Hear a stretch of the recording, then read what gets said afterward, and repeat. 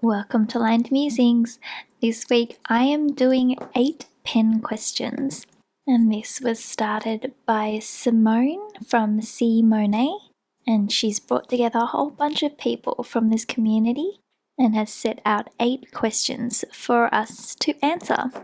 And so I'll pop all the links down below and also a link to the person who posted their video before mine and also the one that's coming after my video. So I'm going to approach this in a different way. Usually I would just show you things, but I thought it might be nice to use my commonplace journal for these 8 pen questions.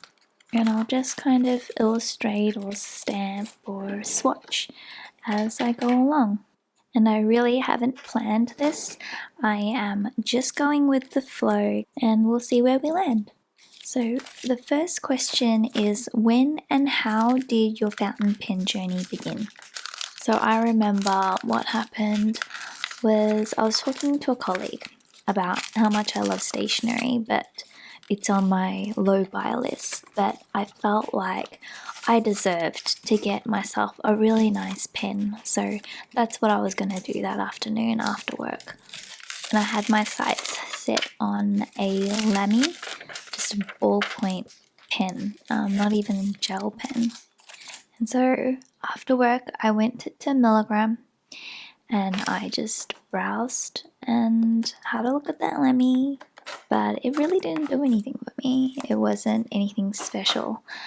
So I did see some Kavekos, and that is how my fountain pen journey began. So that day I picked up my first Kaweco Sport, and it was in the green with the gold nib, or at least it's like gold coloured. And I didn't even know what I was doing. I didn't know what nib size I was getting. I just grabbed it and I bought it. I didn't even think about pricing, just picked it up, bought it full price, went super basic with some Kaweco black ink cartridges. And yeah, that's how it began. That was my first pen, and that night I started doing some research, and I didn't realize there was a whole fountain pen, ink, journaling, stationery community out there, and I was intrigued and so sucked in. For the days following, I was up late just looking at pens and trying to get my head around the pen brands and ink brands and all that jazz. So this is the pen here, and it didn't come with the clip either. I just bought that on a whim later down the track. But yeah, I did some research and, decided I would only need one more fountain pen that was maybe just a bit better quality than this Kaweco, and that was a TWSBI. So I got the TWSBI Diamond Mini following this, and a Diatramentis Plum ink, which was just a sample, and I honestly thought that was it. That was the only ink I was going to need, and these were the only 2 fountain pens that I needed as well. But clearly I was very, very wrong. Getting this pen also prompted me to start using my Traveller's Company notebook that I bought in 2019. It's just a little passport in the camel, but I had just saved it forever, like I do with a lot of my things. And since discovering the community, I thought, you know what? Why not? Let's use it. And so that's how that all started. Okay, second question. Favorite inks in the beginning, and what are your go-to inks now? So I was mentioning before that I falsely thought that I was only going to be a surface level fountain pen user, and that I was just going to need one ink colour, which was a dark teal shade, which was the Diatramentis Plum. And I bought that from Larry Post just because they had samples, so I only had that one sample, and I'd already decided that was going to be the only ink I needed, and I didn't need anything else. And you know what? I do still really like that ink. It is very basic. It's just a very solid teal color. It doesn't really have any shading. It's so dark it could almost look black in some cases. What I'll do is swatch these colors so you can see what I'm talking about here. Just using the end of this glass dip pen. This is just an El Cheapo I got from eBay. It was probably like $2 or $3 or something like that. And I've already cracked one of these. So knowing that, I'm not so sure I would splurge on a better quality glass dip pen. I did have my sights set on the Kakimori glass nib, but not so sure I will invest in that anymore. So here we have that first ink sample that I bought from Larry Post, the De Atramentis Plum, and it is a scented ink as well, which I don't think I realized at the time. So yeah, you'll see it is really quite dark, and it doesn't really have any special properties apart from being scented, but I'm not even sure it really smells anymore. So that was my first ink sample, and also I think ink apart from a black Kaveco cartridge. And I really did like it. It was everything I was after. I wanted something dark, but also a teal, and I wanted it just to be like an everyday ink color that I could use. And it served its purpose. I had it inked up in my Twisby Diamond Mini for ages. I think it was in that pen for about a year, and I couldn't find the bottle for that actually. So what I ended up doing was buying Velvet Storm by Robert Oster, which I think was the closest color I could get to it. I also have this ink here, which is Diamine Autumn Oak, and I have mentioned this before in my videos. It's a beautiful shade of orange, and it reminds me of autumn, which is in April in Australia. And in April, we've got my birthday and my husband's birthday, and also our wedding anniversary. So yeah, autumn is a whole thing for us, and I absolutely love this ink. It just reminds me of Bright, this little country town in Victoria, and the beautiful leaves that come around during that autumn season. So that ink gets a little special mention. I've also got these Sailor Ink Studio inks, this 224, but that isn't the favourite one. The favourite one is the 462. And after getting this one, I realised shading inks were my thing. And so this one is a lovely teal shade. I don't know if you can sense a pattern here. Teal is clearly one of my favorite colors. But this one has a hint of purple in it as well. We'll see if that purple comes out in this swatch. It doesn't always show. Usually has to be a bit more of a lighter swatch, but we'll see. So those two would be my go-to inks now.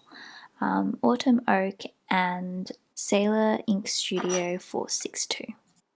I also remember those last few months of 2022 is when I got into the inks, and I bought the Diamine Ink Vent calendar for 2022. And I think that's how I kind of learned what types of inks were available. And it was a really good starter pack, to be honest. There's a lot of ink colors I am not tempted to purchase because I already have a sample of a majority of colors. So just noting here that at the beginning, my ink of choice was the De Atramentis Plum, and now my ink of choice is the Sailor Ink Studio 462, and a special mention is the Diamine Autumn Oak ink. And I'm just writing this down with my Sailor 1911S demonstrator pen, which has a medium fine nib. It's one of my favorite pens at the moment. I just absolutely love a medium fine nib. It's perfection for me. Okay, now on to question 3. which is how have your ink and pen tastes changed over time? Not quite sure how to illustrate this one, so I'll probably just write it down and maybe do a swatch. But essentially, I mentioned it earlier. When I first started, I just wanted an ink that you could see and it was dark and it was functional. So I didn't really have any interest in or even knew about shimmer inks or shading inks. But now that's kind of what I'm looking for, just something different. Especially now having dip pens and glass pens, I can use shimmer inks without worrying about it clogging up a pen and being inconvenient.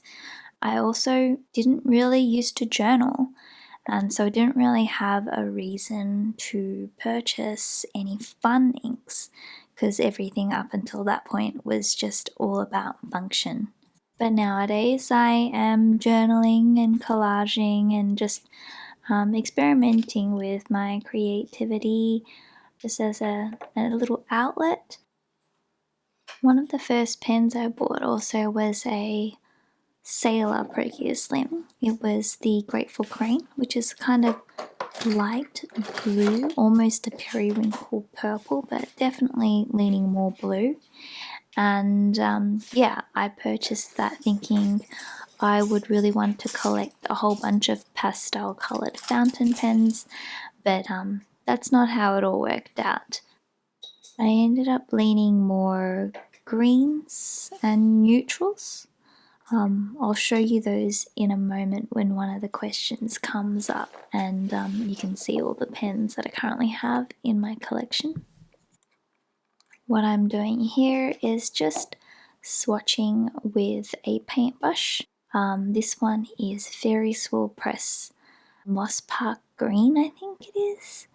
And I just wanted to kind of demonstrate the love for a shading ink.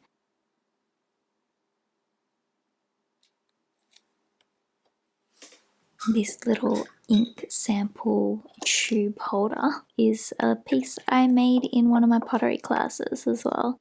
And I took up that pottery class just wanting to experiment with creativity again, do something with my hands again. I work in a digital field, so I'm basically staring at screens and typing all day. And I just wanted my hobby, or the thing I do in my free time, to be more tactile and creative. So that's when I picked up pottery.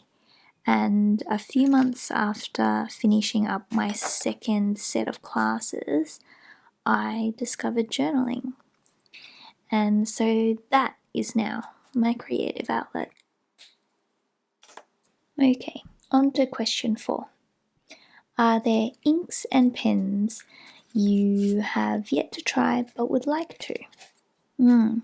This is a tough one. I feel like I would have more answers, more responses maybe 6 months ago, but I kind of know I love Sailor pens.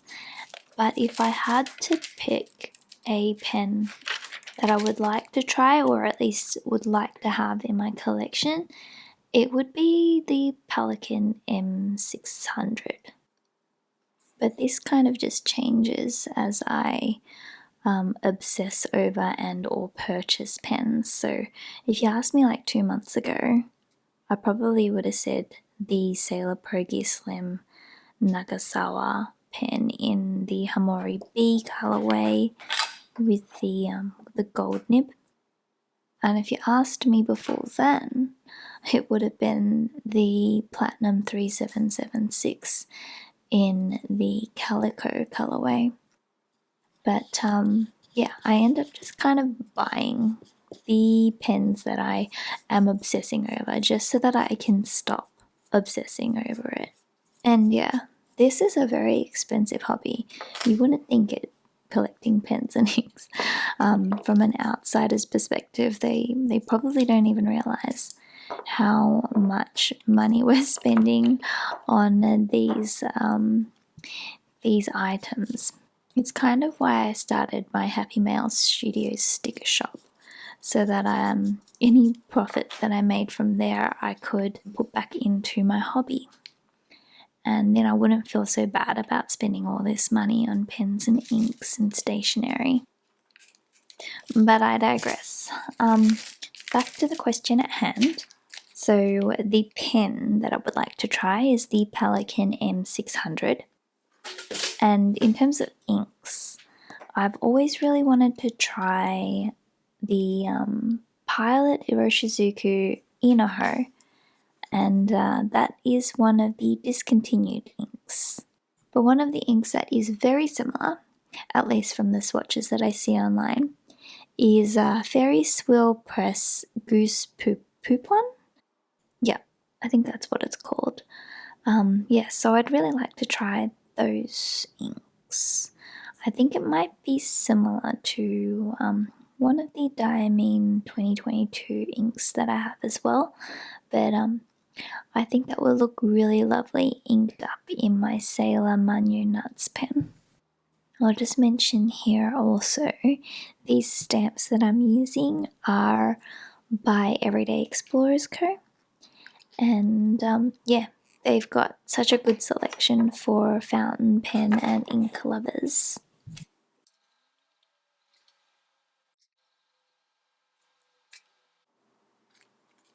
Okay, moving on to question 5. What is your Holy Grail pen?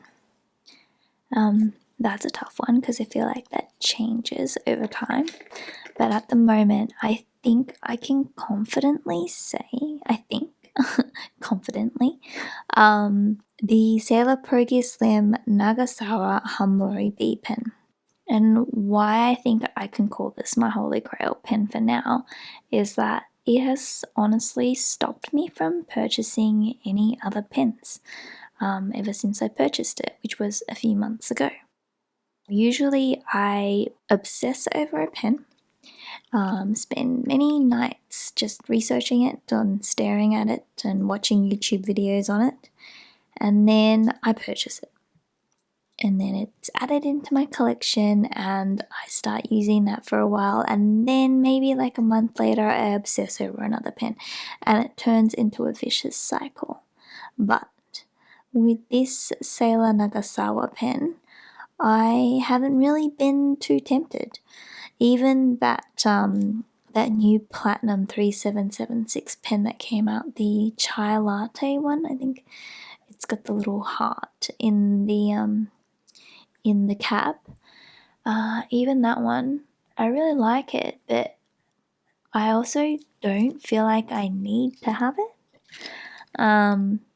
So all thanks to this pen. I'll just pop the link to the unboxing of this video here if you're interested in checking that out. I will mention a very close second to the Nagasawa pen is this Manu Nuts pen, which I absolutely love, and it is in the medium nib, which is one of my favorites. Medium fine and medium.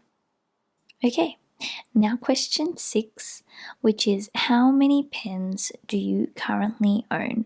I actually do not know the number for this, so I will count the pens that I have here, and I guess you'll get to see them as well. So this one here is the Kakuno in a medium nib. I use this for my shimmer inks.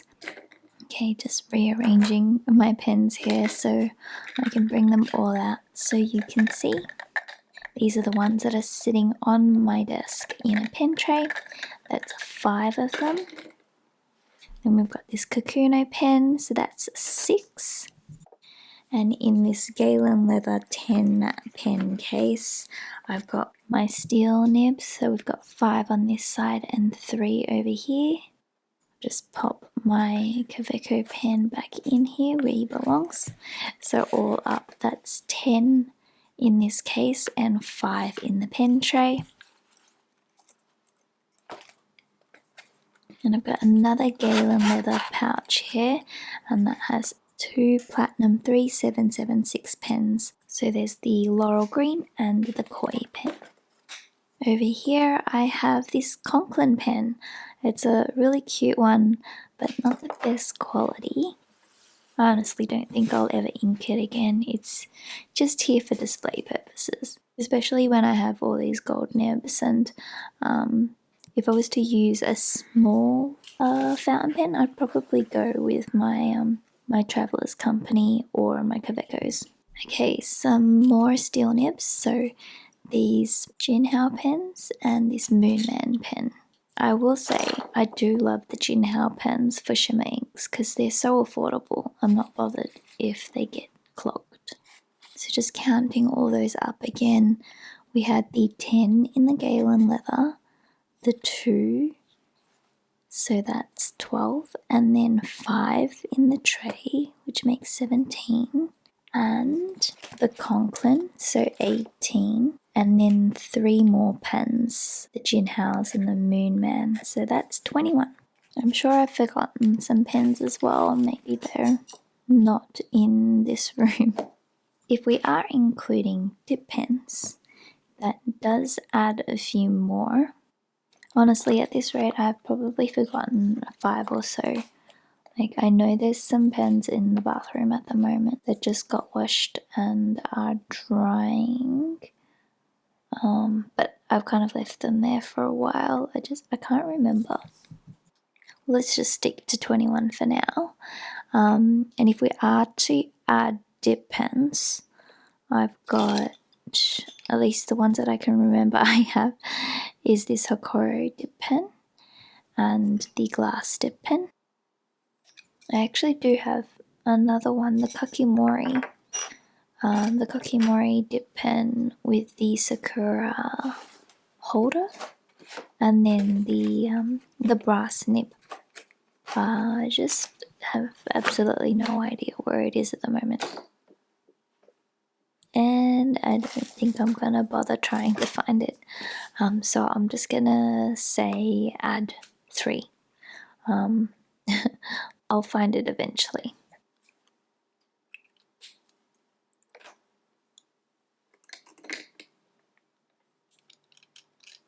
And I'll just make a note here that the +3 is referencing dip pens that I have in my possession. Question 7. Do you have a limit on pens or inks in your collection? Is it a number? Is it a feeling? And when do you know that you have reached your maximum? Honestly, don't know. I try to stick to what can fit in the cases, pouches, pen rests that I currently have. But if it does exceed that number, I'm not too bothered. I would just go and buy a new pen case or a new pen tray to accommodate for my growing collection. I mean, that said, at the moment I don't have any intention to buy another pen, at least anytime soon. If I did, I'd probably sell one to make room for it. I have sold a few pens to make room for the platinums that I purchased recently. So I guess I just go by feel and need and whether or not I want to keep certain pens. Inks, on the other hand, I feel like I have reached my limit. And if I decide that I haven't, then I definitely will need to get a new drawer or a storage solution because I've definitely maxed out. I've actually got 3 inks that are sitting outside of the ink drawer at the moment. Okay, that was a hard one. On to question 8. So consequently, what would you do if another pen or ink came along? Well, I think I would just buy it. I would say stationery and fountain pens, and this hobby is like my one vice. And I work hard and I, save money.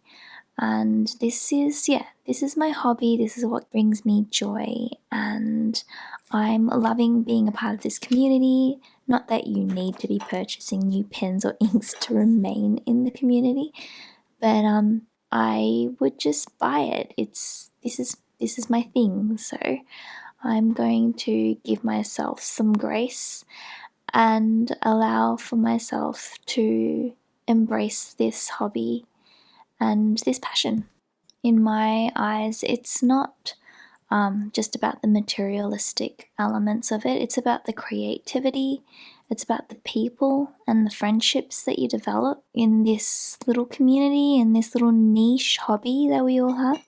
So it's not just an investment in an item, it's, investment in the joy that I find from embracing this hobby. And it's also a distraction from some difficult things that I'm going through in life at the moment. So it's nice just to be able to escape and enjoy journaling, even just ink swatching. Yeah. Wow. That got really deep, unintentionally deep. But all very true. Just finishing up and adding some final touches to this page in my commonplace journal. I guess I'll just take this time to just waffle on about some other stuff that I don't think I covered in these 8 pen questions, but just in general about being in this community and finding my people. So shortly after buying that fountain pen, I befriended some people at Bookbinders Design, which is a sweet little stationery shop in Melbourne CBD. And I kid you not, I was in that shop maybe 2-3 times a week when I was at the peak of discovering this hobby. And from there, I discovered the Melbourne Pen Show. And it's a bit out of my way, but I went anyway. And I got home and I received a message from a mutual friend on Instagram. Lindy, she reached out and she was like, this is a weird question, but were you at the pen show? And from there, our friendship has just blossomed and grown over this mutual love for stationery. And we went on a couple cafe journaling dates, and it was so lovely just to sit down, have a coffee, and share this love and this passion. And since then, that little cafe journaling session, it's grown, and we have a few more people added into that little group. We don't catch up too regularly because it's quite hard to find a time that works for all of us. But it's a nice little close-knit group now, and I really appreciate and love the company. Another thing that stemmed from this discovery of fountain pens and stationery is Happy Mail Studios, which is my little side hustle, my little sticker shop, which I hope to grow into something more. So keep an eye on this space, I guess. But yes, okay, that's enough from me. Thank you so much for sticking around if you made it to the end of this video. It was a bit of a different one, wasn't it? I talked a lot. I hope you enjoyed listening to my responses to the 8 pen questions. Check out the other people who have done the same by searching for 8 pen questions on YouTube. Please give it a thumbs up if you liked it, and subscribe if you haven't already. Until next time, bye.